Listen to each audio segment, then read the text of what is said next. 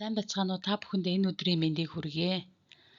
Шинэ хоршоо хөдөлгөөний хүрээнд хоршооны гишүүн малчны хөнгөлөлтөө зээлд зээлийн батлан-даалтын сангаар хэрхэн батлан-даалт гаргуулах вэ гэдэг танилцуулгыг та бүхэндээ хүргье. За, зээлийн батлан-даалтын сан нь зээлийн батлан-даалтын сангийн тухай хуулиар үйл ажиллагаа явуулдаг. За, зорилго болон үйл ажиллагаа нь бизнесийн зориултаар банк санхүүгийн байгууллагаас зээл авахыг хүссэн боловч зээлийн барьцаа хөрөнгө нь хүрэлцэхгүй байгаа жижиг дунд үйлдвэрлэл үйлчлэгээ эрхлэгч нарын зээлд 60 хүртэлх хувьд нь батлан-даалт гаргадаг.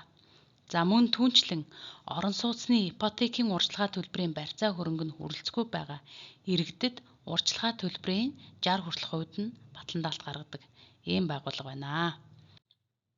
За, зээлийн батлан-даалтын сангийн тухай хуульд нэмэлт өөрчлөлт оруулснаар уламжлалт мал аж ахуйд тулгамдж байгаа уур амьсгалын өөрчлөлтөөс шалтгаалсан сөрөг нөлөөллийг бууруулах зорилгоор засгийн газраас баталсан хөтөлбөр арга хэмжээний хүрээнд мал аж ахуйн үйлдвэрлэл эрхлэх зорилгоор банк санхүүгийн байгууллагаас зээл авахыг хүссэн боловч барьцаа нь хүрэлцэхгүй байгаа хоршооны гишүүн малчдад 100 хүртэлх хувьд нь батлан-даалт гаргана.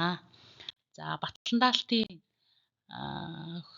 нөхцөлийн тухайд бол зээлийн хэмжээ нь бол 50 сая төгрөг хүртэл. За, үүний батлан-даалтын хэмжээ нь 20 сая төгрөгт 100%, 20-оос 40 сая төгрөг бол 90%, 40-оос дээш бол 80% хүртэл батлан-даана.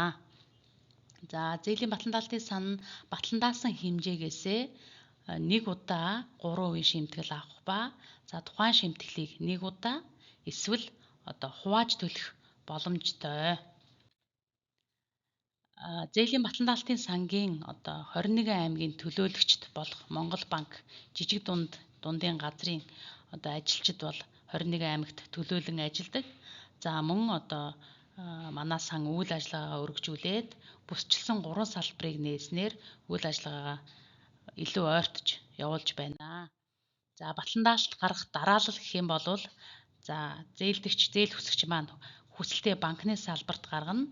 За, банк нь зээлийг олох шийдвэр гаргаснаар зээлийн батлан-даалтын сан руу хөргүүлнэ.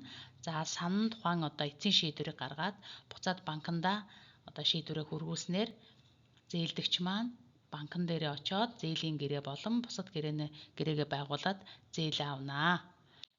За, шинэ хоршоо хөдөлгөөний хүрээнд энэ хоршооны гишүүн малчны хөнгөлөлтөө зээлд бол үндсэн 2 шаардлагыг зээлийн батлан-даалтын сангаас тавина.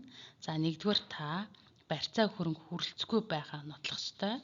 За, энийг бол e-Mongolia аппликейшны үйл хөдлөлийн хөрөнгийн лавлгаагаар нотлоно. За, хоёрт нь хугацаа хэтэрсэн чанаргүй зээлийн үлдэгдэлтгүй байх ёстой гэдэг ийм 2 шаардлагыг бол тавьж байгаа.